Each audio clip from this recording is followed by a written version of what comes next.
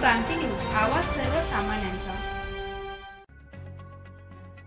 Chinchpada railway crossing gate बंद असल्यानं या मार्गावरून सुरतहून नंदुरबारकडे येणारी वाहनं सरळ उच्छाल मार्गे नंदुरबारकडे येतील व नंदुरबारहून सुरतकडे जाणारी वाहनं धानोरा उच्छाल मार्गे सुरतकडे वळवण्यात आली आहेत। तसेच स्थानिक रहदारी करणारी वाहनं रेल्वे क्रॉसिंग गेट नंबर 73 या पर्यायी मार्गाचा अवलंब करावा असा आदेश नंदुरबार जिल्हाधिकारी मिताली शेट्टी यांनी उपप्रादेशिक परिवहन विभाग व पोलीस प्रशासनाला खबरदारी घेऊन बंदोबस्त व बॅरिकेडिंग करण्यात यावे अशा सूचना परिपत्रकात नमूद केली असताना देखील दहिवेल कोंडाई बारीक घाट मार्गाने असंख्य मालवाहू ट्रक अवजड वाहनं ही विसरवाडीपर्यंत दाखल होत आहेत। अनेक मालवाहू वाहनांकडून कोंडाई बारीक घाटात आर्थिक देवाणघेवाण केल्यानंतर वाहनं विसरवाडीपर्यंत मार्गस्थ केले जात असल्याचं वाहनधारकांनी सांगितलंय। यावेळी चिंचपाडा रेल्वे क्रॉसिंग गेट बंद असल्यानं चिंचपाडा शिवारात शिवांश पेट्रोल पंप मागील बाजूस बायपास असलेल्या कच्च्या रस्त्यावर गेल्या 3 ते 4 दिवसांपासून राज्य परिवहन महामंडळाच्या प्रवासी वाहतूक करणारी एसटी बसेस, खासगी 4 चाकी, 3 चाकी, दुचाकी वाहनं, रुग्णवाहिका, भाजीपाला, किराणा साहित्य, पेट्रोल, डिझेल टँकर, खते व अत्यावश्यक वाहतूक करणारी वाहनांना 60 ते 70 किलोमीटरच्या फेऱ्यांमध्ये प्रवास होऊ नये तसेच इंधनाचा आर्थिक भार वाहनधारकांना लागू नये यासाठी नियमित चिंचपाडा बायपास मार्गाने स्थानिक जमीन मालकांना मार्ग मोकळा करून दिलाय।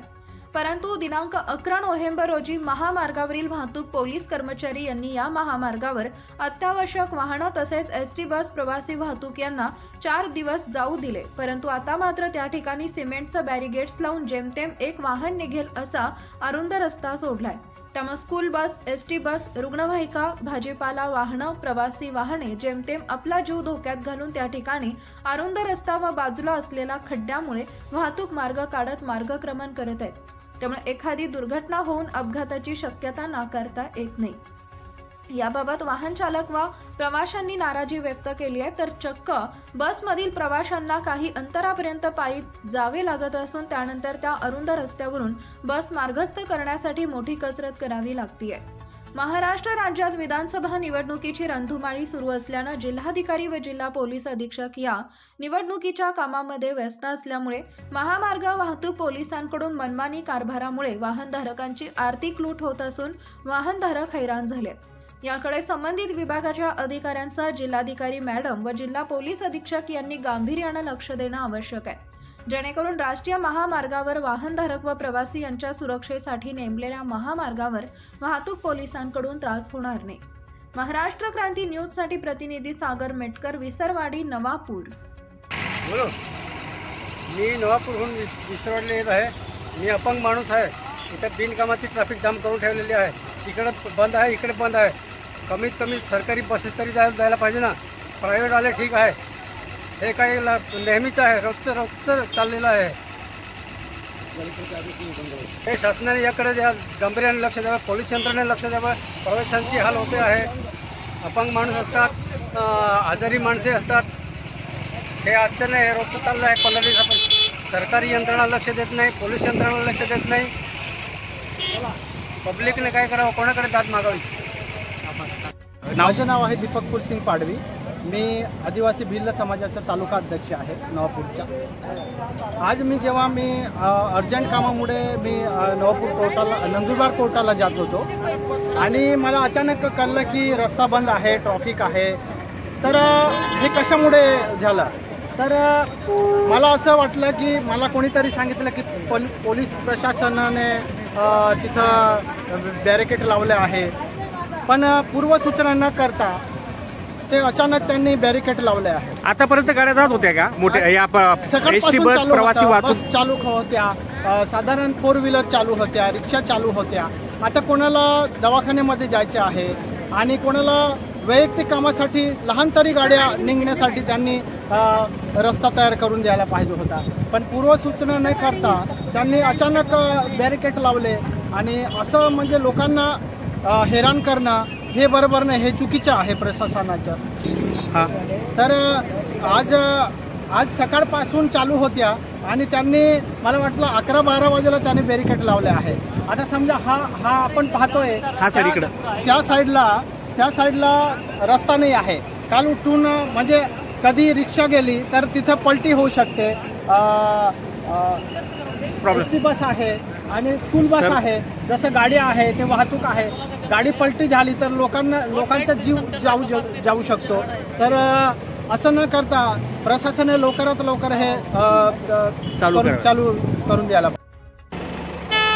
जब गाड़ी जाने नहीं दे रहे तो गाड़ी को वहीं पर पीछे रोकना था ना, वहाँ पे कोई रोड लगा देते. गाड़ी को इधर क्यों आने दिया, फिर वहाँ पे 500 रुपये ले लिया, फिर यहाँ पे 200 रुपये ले लिया. ऐसे क्यों कर रहे हैं? फिर यहाँ पे फिर आगे फिर यहाँ पे भी इस नाके पे विसरवाड़ी है, ये विसरवाड़ी है. विसनवाड़ी में रात सर यहाँ से गाड़ी 1000 रुपए में निकल के नहीं गई है. रात यहाँ से रात यहाँ पे 1000 रुपए लेके नहीं गाड़ी निकाली गई है. किसने लिया है? पुलिस वालों ने लिया, सफेद वर्दी वालों ने. हाँ, सफेद वर्दी वालों ने लिया था 1000 रुपए. ऐसे थे क्या? हाँ ऐसे थे. और वहाँ पे लिए थे 200 रुपए. हाँ. बीच में लिए थे 500 रुपए. यानी घाट के नीचे. हाँ, और परमिट छिना लिया गाड़ी से और थप्पड़ मारने को बोल रहे थे, आपको थप्पड़ मारेंगे. कौन मार रहा था? पुलिस वाले. हाँ, अब यहाँ से निकलने नहीं दे रहे. अब यहाँ से निकलने दे. उसके बाद में जो गाड़ी फंसी हुई है वो गाड़ियों को निकलने दे. सर वहीं पे बोलना था कि इनको कि भाई पासून रस्ता बंद आहे आणि जे स्थानिक लोक आहे यांना निघायला फार त्रास आहे. आता समोर बस उभी आहे, मुलांची बस आहे. एखाद्या दुर्दशा झाली तर मृत्यू होऊ शकतो कोणाचाही. आणि इथे आपलं जे हे डिवायडर लावलेलं आहे ते पण अशा बाजूने लावलेलं आहे का कोणाचं तरी नुकसान होईल.